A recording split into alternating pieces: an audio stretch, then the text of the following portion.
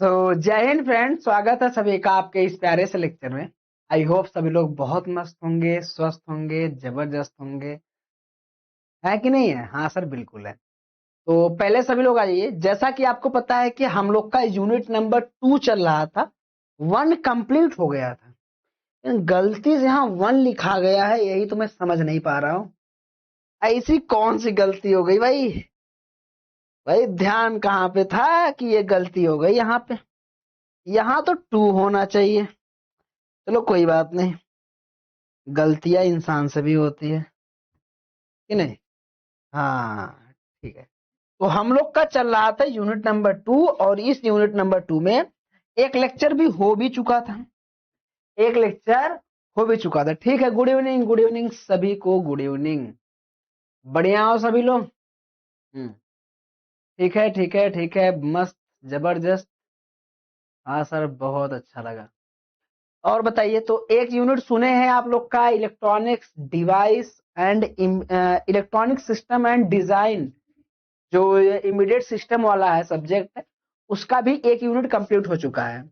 और मैंने देखा सर भी बहुत अच्छा पढ़ा रहे हैं, और आप लोग भी बहुत मन से पढ़ रहे हो। ये बहुत बड़ी बात है कि आप लोग इतने मन से पढ़ाई कर रहे हो। ठीक है, तो लेके चले आगे। राम राम, नमस्ते। हाँ, ठीक है। तो यूनिट नंबर 2 में हम लोग कहाँ तक पढ़ चुके थे? तो लाइट ऑफ नेचर की लाइट हो चुकी थी, और definition, concept, reflection, reaction, refraction, dispersion. आज पढ़ने वाले हैं हम लोग क्या? आज हम लोग पढ़ने वाले हैं टोटल इंटरनल रिफ्लेक्शन, या TIR। और पढ़ेंगे हमारा क्या? स्कैटरिंग ऑफ लाइट रे। चलो, हर एक चीज के बारे में हम पढ़ते हैं, सारी चीजों के बारे में। सबसे पहले हम पढ़ते हैं, एक छोटी सी चीज में बताता हूँ कि एक पढ़ते हैं क्रिटिकल एंगल क्या होता है, हम उसके बारे में पहले बात करते हैं। हाँ, इमीडिएट सिस्टम का एग्जाम होगा। हाँ जी, काहे नहीं होगा? ओ भाई, एग्जाम होगा। हाँ, सुनो ध्यान से। पहले हम क्या पढ़ते हैं कि क्रिटिकल एंगल क्या होता है, पहले इसके बारे में थोड़ा सा हम आपको बता देना चाहते हैं। हमने आपको अपवर्तन पढ़ाया, मैंने आपको परावर्तन भी पढ़ाया। तो क्रिटिकल एंगल क्या होता है? जब भी हम किसी प्रकाश को, जब भी हम किसी प्रकाश को सघन माध्यम से, इससे सघन माध्यम यानी कि जो डेंजर मीडियम है, डेंजर मीडियम से जब हम किसी प्रकाश को भेजते हैं, क्या, सघन माध्यम से जब भी हम किसी प्रकाश को भेजते हैं, और अगर वह, क्या दोस्त, अगर वह अपवर्तन के पश्चात, क्या, अगर वह अपवर्तन के पश्चात वह 90 डिग्री पे झुक जाए, अपवर्तन के पश्चात कितने डिग्री पे? 90 डिग्री पे अगर वह झुक जाती है, या 90 डिग्री से होके जाती है, तो इसी को कहा जाता है क्रांतिक कोण कहते हैं। क्या कहते हैं? क्रांतिक कोण। कि जब सघन माध्यम से हम विरल माध्यम में, क्या, सघन माध्यम से विरल माध्यम में जब हम प्रकाश को भेजते हैं, तो आपको पता है विरल माध्यम में जो प्रकाश होता है वो अभिलंब से दूर हट जाता है। तो अभिलंब से दूर हट जाता है, लेकिन अभिलंब से इतना दूर हट जाए कि इस अभिलंब से 90 डिग्री का कोण बना ले। तो अगर 90 डिग्री का कोण बन रहा है, उसी को कहा जाता है, क्या कहा जाता है? हम लोग कहते हैं क्रांतिक कोण कहते हैं। क्या कहते हैं? क्रिटिकल एंगल कहा जाता है।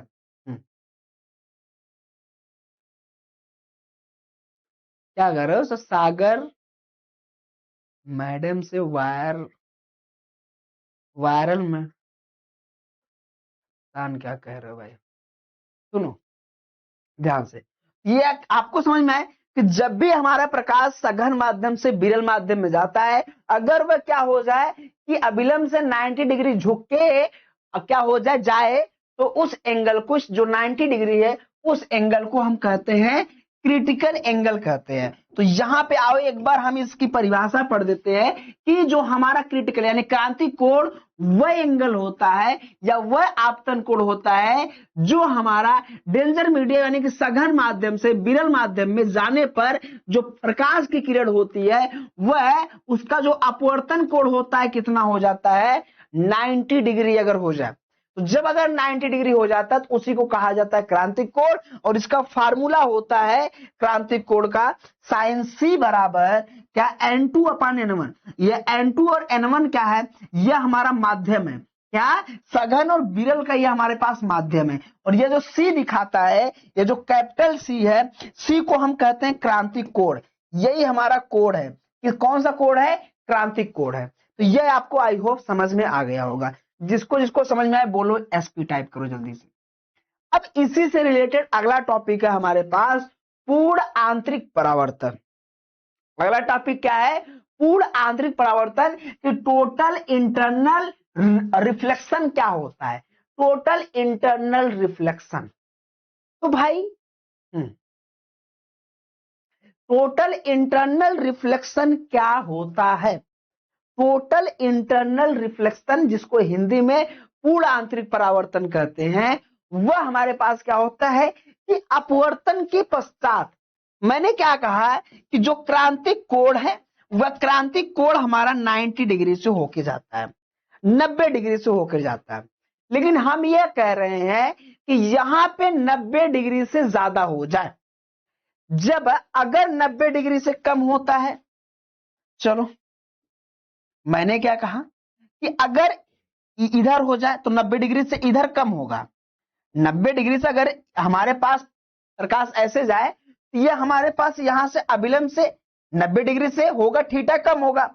अच्छा, अगर यही जो हमारा प्रकाश है अगर यहां पे आ जाए तो यह हमारे पास इस अभिलंब से 90 डिग्री पे होगा, यहां से 90 डिग्री पे होगा।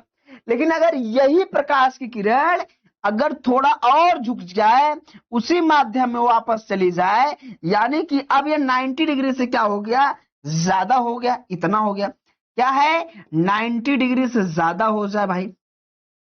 तो जब 90 डिग्री से ज्यादा हो जाए तो उस केस में इस एंगल को क्या कहते हैं, इसी एंगल को पूर्ण आंतरिक परावर्तन कहा जाता है।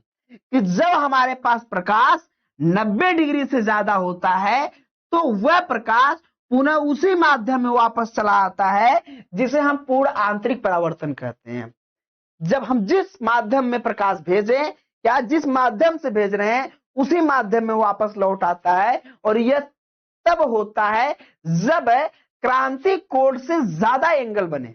क्रांतिक कोण से ज्यादा मतलब क्रांतिक कोण हमारा 90 डिग्री पे बन रहा था, लेकिन अब प्रकाश अगर 90 डिग्री से ज्यादा झुकने लगे तो वह हमारा उसी माध्यम में वापस में आता है जिस माध्यम से प्रकाश जाती है। मतलब यह उसका परावर्तन होने लगा, अब यहां अपवर्तन नहीं हो रहा है। अब यहां पे क्या हो रहा है, अब यहां पे यह हमारा हो रहा है परावर्तन हो रहा, अपवर्तन नहीं हो रहा है। तो इसे ही कहते हैं हम लोग पूर्ण आंतरिक परावर्तन। बताओ समझ में आया कि नहीं, यस या नो करके जवाब दो, बोलो। तो यहां पे वही चीज लिखा गया है मेरे दोस्त, क्या लिखा गया है कि जब प्रकाश किसी लाइट रेज यानी कि डेंजर माध्यम, डेंजर माध्यम मतलब सघन माध्यम, सघन माध्यम वाले माध्यम से कम अपवर्तनांक वाले, कम अपवर्तनांक यानी कि विरल माध्यम में जाती है, विरल माध्यम में भेजी जाती है। तो जब ये डेंजर से सघन से विरल में भेजते हैं, मतलब कह लो पानी से हवा में भेजी जाती है, तो जो आपतन कोण होता है, आपतन कोण का मान क्रांतिक कोण से अगर अधिक हो जाता है, यानी जो हमारा क्रांतिक कोण मतलब 90 डिग्री, तो अगर क्रांतिक कोण से अधिक मान हो जाए, अधिक का मतलब क्या हो गया भाई, अधिक का मतलब होता ही है, मतलब यह कि अधिक हो जाए। तो जब अधिक हो जाता है तो इस जो हमारा प्रकाश होता है, तो प्रकाश की किरण पूरी तरीके से उसी माध्यम में क्या होती है, परिवर्तित हो जाती है, जिस माध्यम में जाती है उसी माध्यम में वापस लौट आती है। इसी घटना को TIR टोटल क्या, टोटल इंटरनल रिफ्लेक्शन कहा जाता है, पूर्ण आंतरिक परावर्तन। अब बताओ कितने लोगों को आया, ये सारे डायग्राम आपको बनाना है, कितने लोगों को आया, जवाब दो भाई।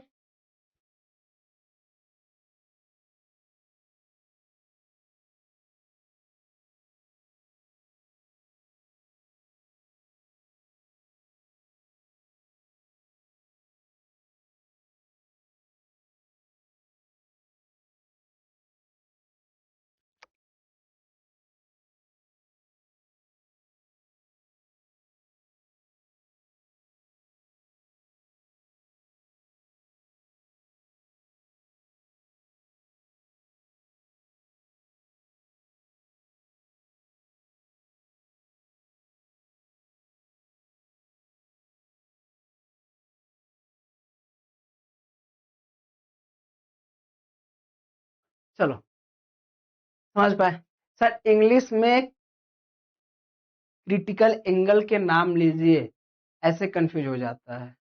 अच्छा ठीक है, अरे वही तो दोनों बोल रहा हूँ ना। अब हिंदी वाले कहेंगे सर हमको हिंदी में नाम लीजिए, तो फिर कैसे वो चल पाएगा? तब कैसे चल पाएगा भाई? तब तो नहीं चल पाएगा ना। तो ये चीज हो गया। तो ये है हमारे पास क्रिटिकल एंगल, जो कि आपने देखा। ये हमारे पास टोटल इंटरनल रिफ्लेक्शन, TIR, जो कि आपको मैंने ये बता दिया।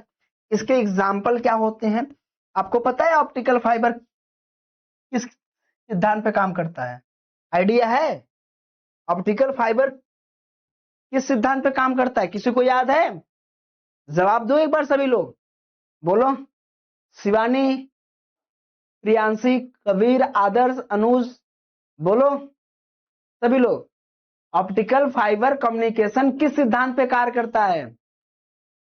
बताओ। रागनी, ज्योति, रुचि, बताइए। रिंकी, आकृति, अनु, सचिन, नितिन, सुधांशु, आकाश, बताओ सभी लोग किस सिद्धांत पे कार्य करती है? कबीर, वही तो बता रहा हूं। TIR का सबसे अच्छा एग्जांपल है optical fibre communication. Optical fibre जो कम्युनिकेशन होता है वह इसी सिद्धांत पे कार्य करता है। किस सिद्धांत पे? पूर्ण आंतरिक परावर्तन, टोटल इंटरनल रिफ्लेक्शन के सिद्धांत पे। उसमें जो भी हमारी लाइट जाती है वह लाइट 90 डिग्री से ज्यादा ज्यादा क्या होती है? मुड़ के जाती है। उसका अपवर्तन न होकर उसका होता है परावर्तन, वह 90 डिग्री से ज्यादा। क्या? तो हमारा इसका सबसे अच्छा एग्जांपल होता है optical fibre. Optical fibre communication में जो भी हमारी प्रकाश आती है वह सभी हमारे क्या होते हैं? इसके पूर्ण आंतरिक परावर्तन के सिद्धांत पे ही फॉलो होते हैं। अब मैं इसको थोड़ा लेके चलता हूं। हाँ चलो ठीक है, सभी लोग नहीं बताए इसका मतलब आपने पीछे रिवीजन नहीं किया। बहुत गलत बात है, गंदी बात है। ये गंदी आदत है कि आप लोग रिवीजन नहीं कर रहे, बिकॉज क्योंकि आपके पास अब समय नहीं है, फिर भी आप लोग लापरवाही कर रहे हो। आप लोग को क्या लग रहा है? 3 सब्जेक्ट है। आपको ये लग रहा है ना 3 सब्जेक्ट है, हम 3 ठो है, दो दो ठो चल रहा है, दोनों आराम से पढ़ लेंगे। लेकिन आपको यह चीज नहीं पता है, जो इलेक्टिव सब्जेक्ट है, एक अच्छा स्टूडेंट इलेक्टिव सब्जेक्ट को पूरा पढ़ता है। वो एग्जाम के लिए नहीं, वो नॉलेज के लिए पढ़ता है। 3 सब्जेक्ट है ना, आप वही पढ़ोगे जो आपके कॉलेज में चलेगा। आप वह सब्जेक्ट नहीं पढ़ोगे 2 ठो जो आपके कॉलेज में नहीं चलेगा, जिसका एग्जाम नहीं होगा। आप वो चीज नहीं पढ़ोगे क्योंकि उसका एग्जाम नहीं होगा। लेकिन आपको क्या पता, अगर वह आपके ब्रांच में दिया है तो इसका यह मतलब वो तीनों सब्जेक्ट आपके लिए इंपॉर्टेंट है। आप पढ़ो ना पढ़ो, एक ही पढ़ना वो अलग बात है, लेकिन आपको वह सब पढ़ना पड़ेगा क्योंकि वह आपके ब्रांच का सब्जेक्ट है। वह आपके लिए है, वो आपके लिए बनाया गया है। उसमें से एक पढ़ रहे हो, वो आप एग्जाम के लिए पढ़ लो, अलग बात है, लेकिन इन फ्यूचर आपको ही प्रॉब्लम होगी। तो ये हो गया TIR के बारे में मैंने बात कर लिया। अगला है प्रकाश का प्रकीर्णन। सर प्रकाश का प्रकीर्णन क्या होता है? सब हाई स्कूल वाले हैं, सारी चीज हाई स्कूल के टॉपिक से रिलेटेड है। अगर हम प्रकाश का प्रकीर्णन की बात करें तो जब प्रकाश किसी माध्यम में चलती है, मान लो प्रकाश चल रही है चल रही है चल रही है, और उस माध्यम में कुछ छोटे छोटे पार्टिकल होते हैं, कुछ बड़े बड़े पार्टिकल होते हैं। तो जब प्रकाश क्या होती है कि मान लो सूर्य से आई प्रकाश, जब सूर्य से प्रकाश आती है तो जो हमारा एयर होता है, जो हमारा हवा होता है, उस हवा में कुछ धूल, मिट्टी, कंकड़, बालू, जल की बूंदें, तो अलग अलग प्रकार के इस हमारे वायुमंडल में उपस्थित रहती है। अब धूल के कण छोटे भी हो सकते हैं, धूल के कण कुछ बड़े भी हो सकते हैं। अब इतना बड़ा धूल नहीं होता है आपको क्या लग रहा है कि इतना बड़ा अद्धा हो उसको फेंक दे वो धूल में काउंट होगा? नहीं नहीं, धूल का मतलब वो मतलब एयर में मिले होते हैं, एयर के साथ चलते हैं। अब इतना बड़ा अद्धा कलो धूल था, धूल उड़ जाती है। अब अद्धा रखे हो, ईटा रखे हो, धूल में नहीं आएगा कि सर इतना बड़ा ईटा है तो धूल हम उससे बोल सकते हैं, नहीं। धूल का मतलब आपको समझना है। तो जब प्रकाश किसी छोटे छोटे धूल, मिट्टी, डस्ट वगैरह से क्या होती है, या वाटर की कुछ बूंदे से टकराए, या जो धुआं वगैरह होता है उसमें भी कुछ पार्टिकल रहते हैं, जब प्रकाश उससे होके गुजरती है या जब उससे टकराती है तो टकराने के बाद प्रकाश विभिन्न दिशाओं में क्या होती है, फैल जाती है। क्या जो प्रकाश होता है वो बहुत दिशाओं में फैल जाती है। जैसे यह देखो, यह मान लो सूर्य की प्रकाश की किरण आई, यह सूर्य की प्रकाश की किरण आ रही थी आ रही थी आ रही थी, चला चला चला चला चला चलते चलते चलते चलते यहां पे एक छोटा सा पार्टिकल मिल गया। आगे सूर्य की प्रकाश की किरण तो एकदम शांति से जा रही थी, चलो भैया शांति से जा रही थी। अब आगे एक कुछ छोटा सा पार्टिकल मिल गया। अब जब ये छोटा सा पार्टिकल मिला तो छोटे से पार्टिकल मिलने के बाद यह प्रकाश विभिन्न दिशाओं में फैल गई। यह प्रकाश कैसे फैल गई, विभिन्न दिशाओं में प्रकाश हमारा फैल गया। फैल गया कि नहीं फैल गया बताओ? जी हाँ सर, प्रकाश हमारी विभिन्न दिशाओं में फैल गई। तो ये जब प्रकाश विभिन्न दिशाओं में फैल रही है ना, यही फैलने की जो घटना है, इसी घटना को प्रकाश का प्रकीर्णन कहा जाता है। इसी घटना को क्या कहते हैं, प्रकाश का प्रकीर्णन। कि सूर्य की प्रकाश आई आई आई आई और जाके किसी एक ऐसे पार्टिकल से टकराई जो क्या है भाई, जो उस प्रकाश को चारों दिशाओं में फैला दिए। चलो चलो इधर, अरे जैसे अभी आंदोलन हो रहा है ना जंतर मंतर पे, तो वहां जंतर मंतर पे कुछ ऐसे स्टूडेंट है जो केवल और केवल दंगा करने के लिए गए हैं।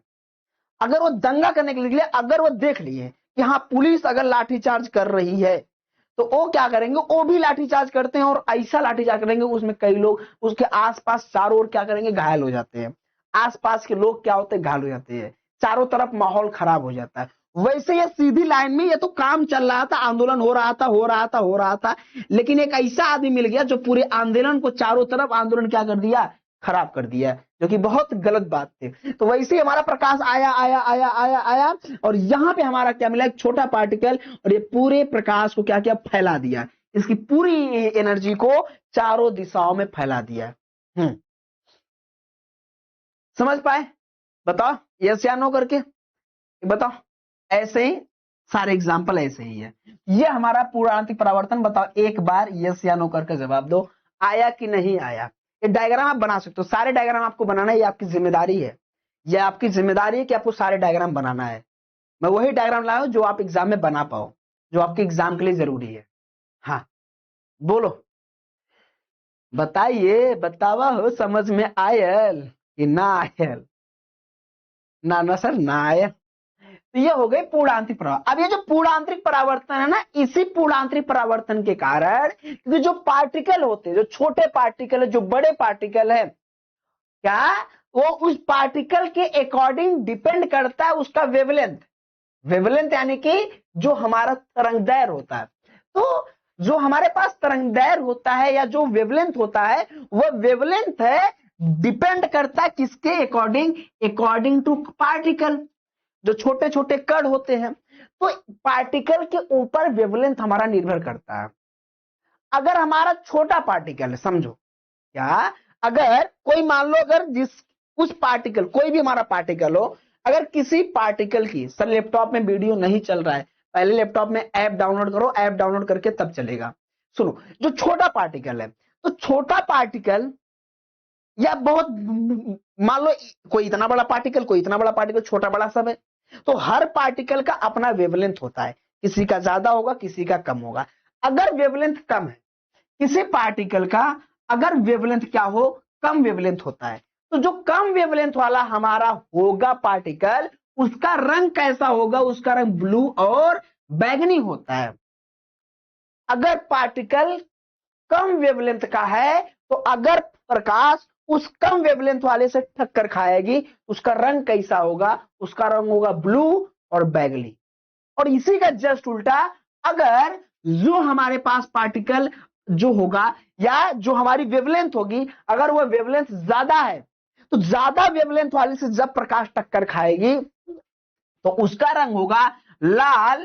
क्या उसका रंग कैसा होता है, लाल और कह सकते हो हरा टाइप का थोड़ा थोड़ा। तो उसका रंग ज्यादातर कैसा होता है, रेड होता है।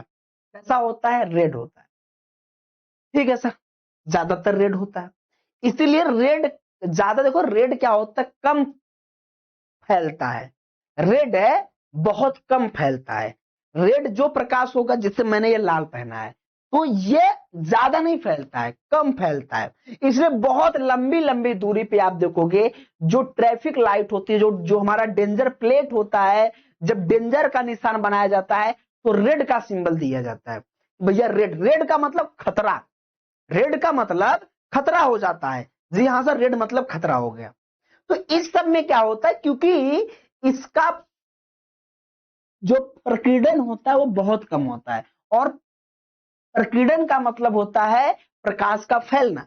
तो जब प्रकाश कम फैलेगी तो वह चीज हमको बहुत अच्छे से दिखाई देगी। जैसे लेजर, लेजर लाइट सीधे जाती है, हमको अच्छे से दिखाई देगी, लेकिन एलईडी नहीं दिखाई देगी। रेड कपड़ा लॉन्ग दूरी पे रखोगे, आसानी से दिख जाएगा, क्योंकि वह प्रकाश उस पर टकराने के बाद नहीं फैलती उतना। जबकि कोई और कपड़ा सफेद रखते हो तो देखो दिखेगा ही नहीं, सफेद है दिखेगा ही नहीं। तो वैसे ही तो, लेकिन ब्लू और बैगनी ये सब क्या है, इस पे इनका जो फैलाव होता है ज्यादा होता है। जैसे आसमान का रंग नीला हो जाता है, इसी के कारण जो आसमान का नीला रंग दिखाई देता है, पूरा फैल जाता, पूरा आसमान ही नीला दिखाई देता है, क्योंकि प्रकाश पूरा फैल जाता है। जब पूरा प्रकाश फैल जाता है तो पूरा एकदम आसमान का रंग क्या होता है, नीला दिखाई देता है। जबकि रेड वाले में ऐसा केस नहीं होता, रेड जहां है वहीं दिखाई देगा। समझ गए? जी हाँ सर। और सूर्य के प्रकाश में उपस्थित नीला रंग वायुमंडल के सूक्ष्म कणों के द्वारा सबसे अधिक प्रतिकृत होता है। यानी जो नीला रंग होता है वह ज्यादा से ज्यादा फैलता है, इसलिए आसमान का जो रंग होता है, आकाश का जो रंग होता है, वह हमारा नीला दिखाई देता है। यह चीज आपने देखा। तो ओवरऑल बताओ, समझ में आया? समझ में आया? स्कैटरिंग ऑफ लाइट समझ में आया कि नहीं आया? तो बोलो यस। ये सारे एग्जाम्पल आपको पता होने चाहिए सर। पहले तो बिना ऐप डाउनलोड किए चल जाता है, तो पहले और अब में अंतर, भाई हर दिन इंसान चेंज होता है, इंसान अपडेट होता है। आप भी पहले जैसे हो, हैं? चेंज होता है तो भाई सब कुछ अपडेट होता है, तो एप्लीकेशन भी अपडेट होगा। और डिजिटल दुनिया है, डिजिटल दुनिया में सब अपडेट होते हैं। बोलो। तो समझ में आया कि प्रकाश का जो प्रकीर्णन है वो किस तरीके से है, किस तरीके से हम इसको प्रकीर्णन क्यों हमारा दिखाई देता है कि प्रकाश का रंग, सॉरी आकाश का रंग नीला होता है। रेड को हम लोग क्यों ज्यादातर डेंजर दिखाते हैं? रीजन है कि रेड जो होता है, रेड का वेवलेंथ ज्यादा होने के कारण उसका प्रकाश बहुत कम फैलता है, ज्यादा नहीं फैलता है। यही रीजन है हमारे पास। अब बताओ, किसी का कोई डाउट हो तो इसमें पूछो। तो ये चीज मैंने बता दिया कि जो प्रकाश है जब किसी पार्टिकल से टक्कर खाता है तो वह प्रकाश चारों दिशाओं में फैल जाता है, उसी को कहा जाता है प्रकाश का प्रकीर्णन। माना मैंने कि जो हमारे पास जो कण है, उस कण का अलग अलग वेवलेंथ होता है। मैंने माना किसी पार्टिकल का वेवलेंथ कम है, जिस पार्टिकल का वेवलेंथ कम है अगर उससे प्रकाश टक्कर खाती है, जिस पार्टिकल का वेवलेंथ कम है अगर उससे प्रकाश टक्कर खाती है तो बहुत ज्यादा नहीं फैलती है, वो बहुत ज्यादा नहीं, सॉरी, जिसका वेवलेंथ कम है जब उससे प्रकाश खाती है टक्कर तो वह क्या होता है, बहुत ज्यादा फैल जाती है। जैसे आसमान, जो आकाश है, जो वातावरण में क्या होते हैं, हमारे छोटे छोटे पार्टिकल होते हैं, तो जब प्रकाश उनसे टक्कर खाती है, जो हमारे वाटर की बूंदे, बारिश के मौसम में देखो जो छोटे छोटे बूंद होते हैं, जब उससे टक्कर खाती है तो प्रकाश ऐसा फैलता है, पूरा आसमान नीला दिखाई देता है। क्यों? क्योंकि वह वेवलेंथ उसका कम है, और कम वेवलेंथ पे प्रकाश बहुत फैलता है, इसलिए पूरा आसमान क्या होता है, नीला दिखाई देता है। जबकि जो हमारा वेवलेंथ ज्यादा हो जिस पार्टिकल का, उसका क्या होता है, उस पे प्रकाश ज्यादा नहीं फैलता, उसका जो प्रकीर्णन है वो बहुत कम होता है। जैसे रेड है, रेड देखो, रेड पे अगर प्रकाश जाती है तो फैलता नहीं है, इसलिए जितने डेंजर प्लेट हो, डेंजर वाली चीजों को, जैसे अगर रेलगाड़ी चलती है तो रोकने के लिए कहते हैं, लोग क्या कहते हैं कि लाल झंडा दिखाओ, लाल झंडा दिखाओ, रेलगाड़ी रुक जाएगी। ऐसा होता है ना कि अगर आपने लाल झंडा दिखाया तो रेलगाड़ी रुक सकती है, और लाल झंडा बहुत दूर से दिखता है। गाड़ी को रोकने के लिए हम लोग रेड का सिंबल लगाते हैं, रुको, स्टॉप, स्टॉप के लिए रेड लगाते हैं। तो ये चीज मैंने बताया। अगला है प्रकाश का संचरण। जो प्रकाश होता है ये आपके सिलेबस में नहीं है, इसके बाद वाला सिलेबस में, लेकिन मैंने फिर भी डाला है थोड़ा बेसिक नॉलेज के लिए। जो प्रकाश होता है वो प्रकाश सीधी रेखा में चलता है। चलो अगर हम प्रकाश है तो हम सीधे सीधे चलेंगे। जो हमारा प्रकाश है वह प्रकाश हमेशा सीधी रेखा में चलता है कि भैया हम मुड़ेंगे नहीं, हम सीधे चलते रहेंगे, तुमको आना है बीच में आओ चाहे जो हो जाए। तो प्रकाश जो होता है वह सीधी रेखा में चलता है, चला चला चला चला चला चला चला, लेकिन भाई साहब भाई बिचवा में एक पार्टिकल आ गया, कोई एक ऑब्जेक्ट आ गया, मैंने पकड़ लिया, चलो मेरा फोन आ गया बीच में। जब ये प्रकाश जा रही थी लेकिन बीच में क्या आ गया, बीच में मेरा फोन आ गया। तो अब जब मेरा फोन बीच में आ गया, ये प्रकाश फोन से टक्कर खाएगी, लेकिन ये सीधे जा रही थी तो इस फोन का जो प्रतिबिंब है, जो इसकी छाया है, वह छाया इसके पीछे दिखाई देती है, शैडो, जिसे कहते हैं शैडो बनना। जब प्रकाश हमारे ऊपर गिरती है, ठंडी के मौसम में देखो या सुबह जब उठो, तो सुबह उठते समय आप कभी देखोगे ना, आप इतने बड़े हो ना, आपकी जो परछाई होगी कभी बहुत छोटी दिखती होगी, इतना बड़ा दिखता होगा, कभी बहुत लंबा दिखता होगा, कभी बहुत लंबा दिखता होगा। वो अकॉर्डिंग टू क्या होता है, अकॉर्डिंग टू सूर्य के, मतलब कि किस डायरेक्शन से प्रकाश आ रही है। तो कभी देखो, तो अगर मॉर्निंग में उठते हो तो मॉर्निंग में पीछे देखोगे ना, तो आपकी प्रकाश, आपकी परछाई आपके ऊपर सीधे जा रही है, अब प्रकाश नहीं रुक गई, लेकिन जो आपकी परछाई हो आपको पीछे दिखाने लगती है, एकदम सेम डायरेक्शन में दिखाएगी। तो ये चीज हमारे पास होता है, इसे ही कहते हैं हम लोग क्या, कि प्रकाश जो सीधी डायरेक्शन में चलती है उसे ही क्या कहा जाता है, कि प्रकाश का संचरण। क्या कहते हैं, प्रकाश का संचरण, इंग्लिश में कहते हैं इसे कि, रिपीट सुनो, क्या ये हमारे पास प्रकाश का संचरण, और अंग्रेजी में कहा जाता है प्रोपेगेशन ऑफ लाइट। जो प्रोपेगेशन ऑफ लाइट होता है वह सीधी डायरेक्शन में चलता है, सीधी डायरेक्शन में चलेगा। अगर बीच में कोई वस्तु आ गई, कोई ऑब्जेक्ट आ गया, तो उसकी परछाई जस्ट उसके पीछे दिखाता है। तो यह चीज था, लेकिन अब आपके सिलेबस में पढ़ना है हमारे पास कि जो संचरण होता है प्रकाश का, वह प्रकाश का संचरण ऑप्टिकल फाइबर में कैसे होता है। यह ऑप्टिकल फाइबर है, इस ऑप्टिकल फाइबर में प्रकाश कैसे चलता है, सीधे चलता है, यस या नो बताओ। क्या इस ऑप्टिकल फाइबर में जो हमारा प्रकाश है वह सीधे चलता है, सीधे चलता है या नहीं चलता, यस या नो करके जवाब दो, यस या नो। ऑप्टिकल फाइबर में जो प्रकाश है वो सीधे चलता है या नहीं चलता है, जवाब दो, यस या नो करके जवाब दो भाई, बोलो एक बार।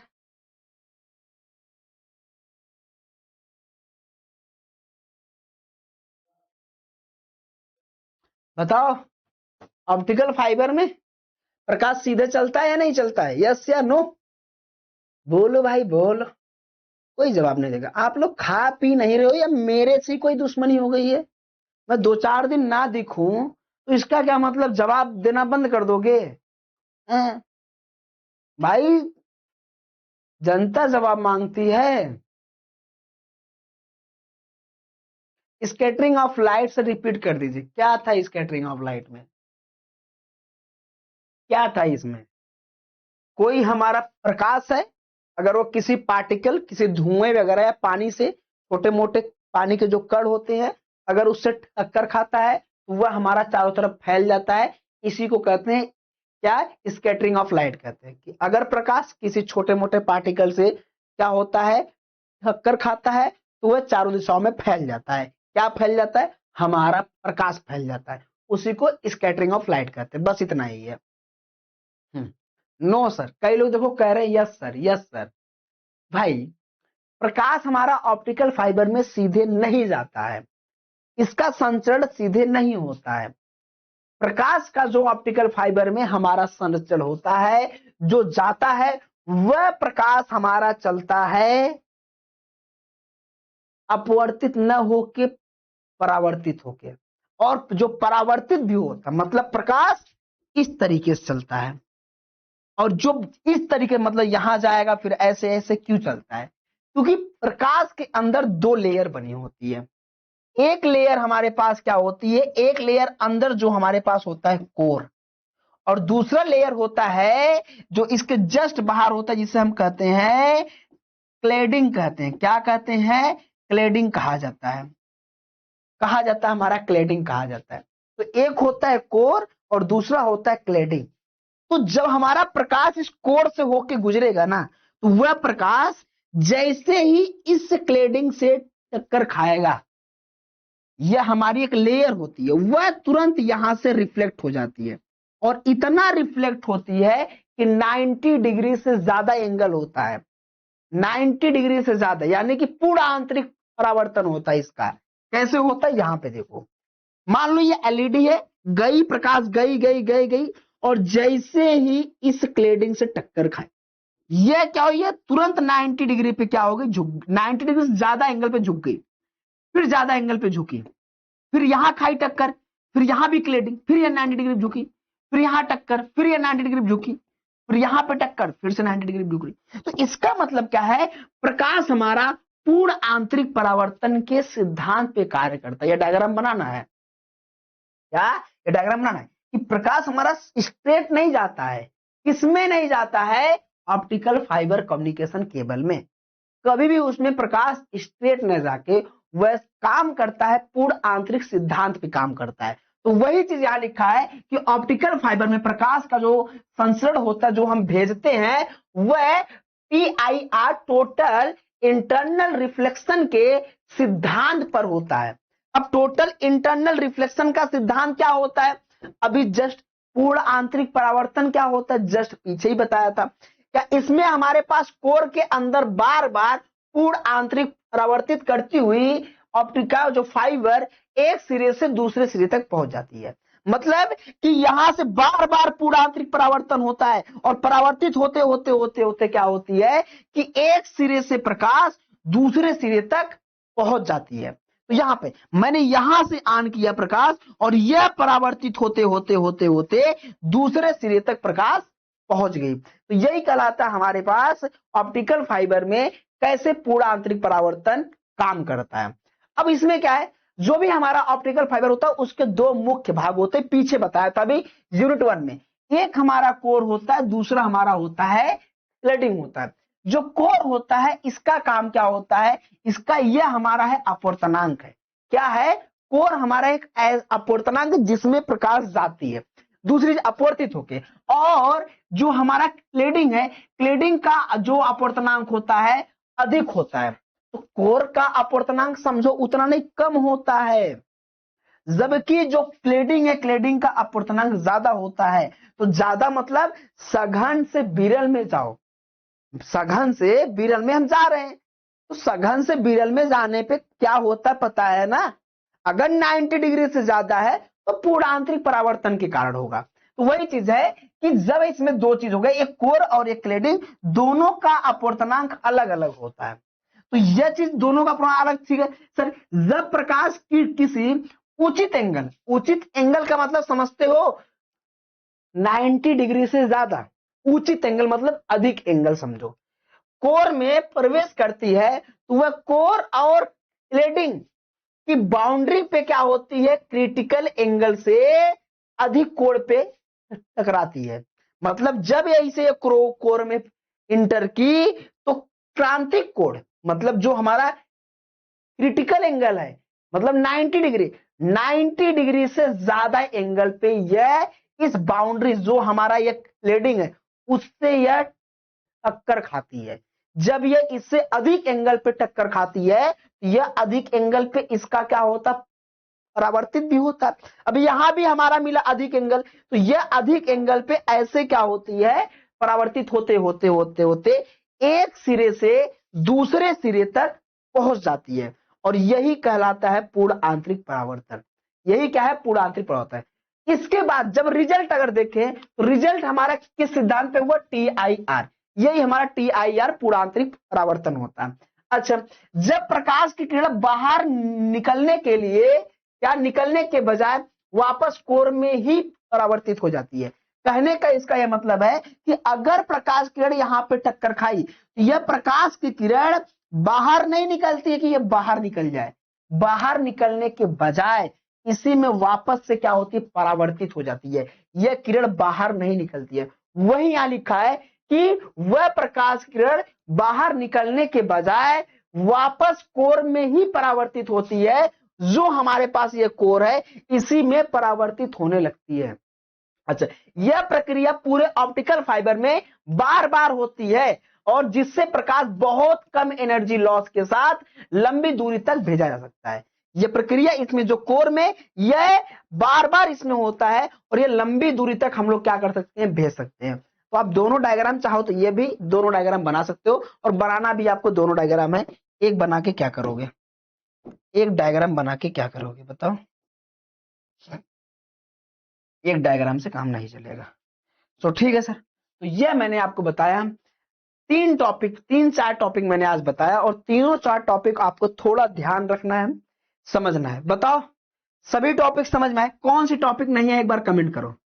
जिसको सभी टॉपिक आ जाए एसपी टाइप करो, जिसको नहीं आया कोई टॉपिक छूटा है तो टाइप कर दे एसएस टाइप कर दे। कौन सी टॉपिक आपको इसमें नहीं समझ में आया, सभी लोग जवाब दो भाई, जवाब दीजिए जवाब दीजिए, और जनता जवाब मांगती है, बताइए।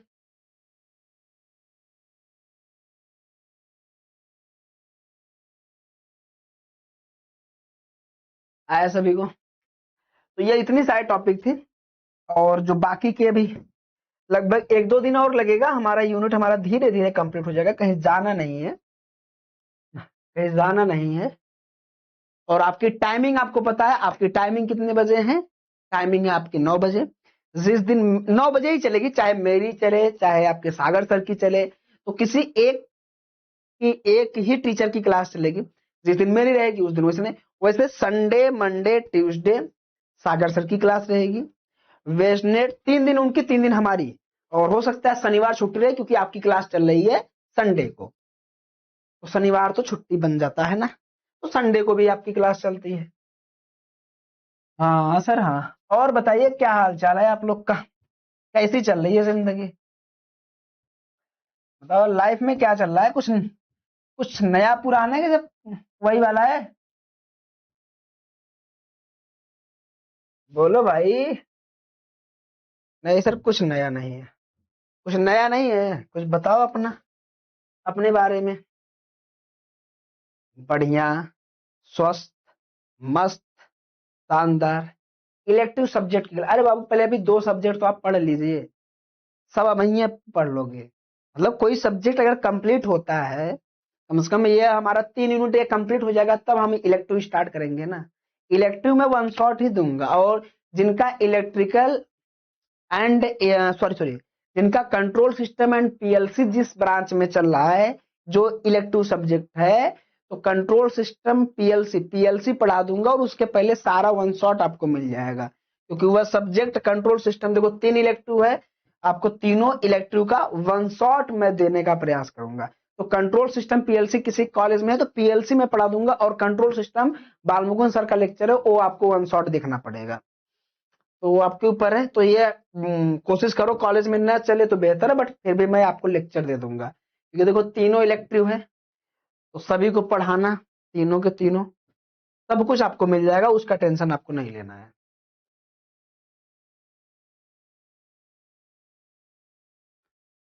समझ गए? हाँ सर समझ गए, सब बढ़िया है। हम्म।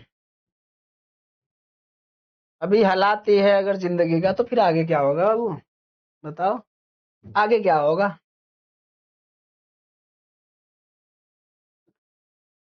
खाली इंसान बहुत, देखो कभी होता है ना, जो इंसान बिजी होता है वो कहता है हम बहुत बिजी है, लेकिन ये मानो खाली इंसान जिस दिन खाली हो जाओ, जिस दिन काम नहीं रहता लोगों को ना, तो सोचता है हम कुछ काम कर ले। जिसके पास काम नहीं वो सोचता है काश हमको कुछ काम मिल जाए, हम बिजी हो जाए अपने लाइफ में।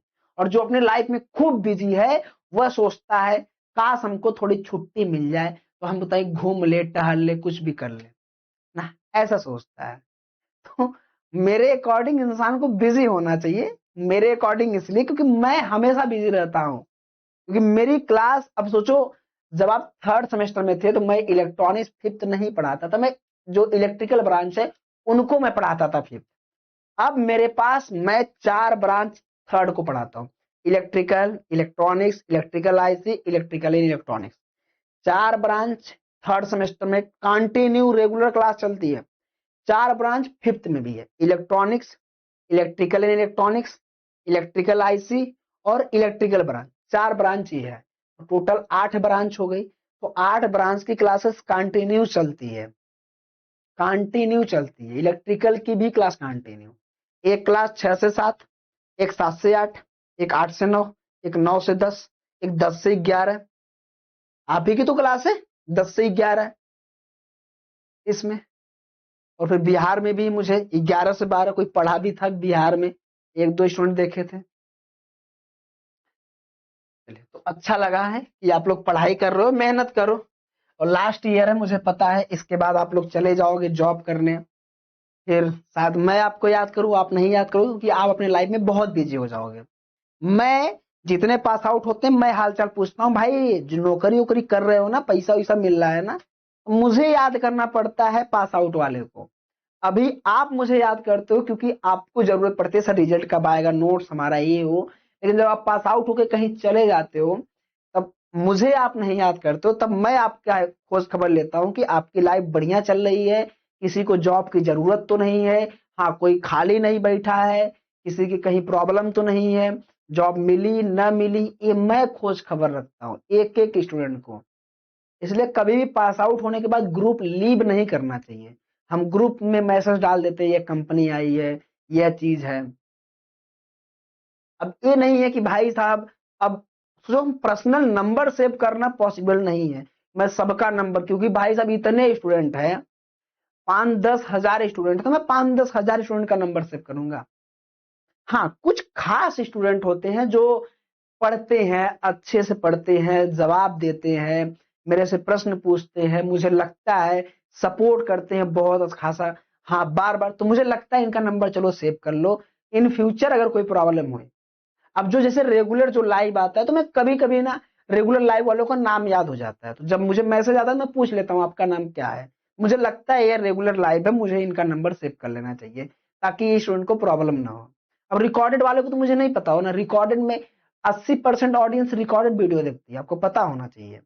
अगर 2000 स्टूडेंट बैच लिए हैं, तो 2000 में जो पढ़ने वाले हैं 70-80 स्टूडेंट ही लाइव आते हैं, उससे भी कम 50 पकड़ लो।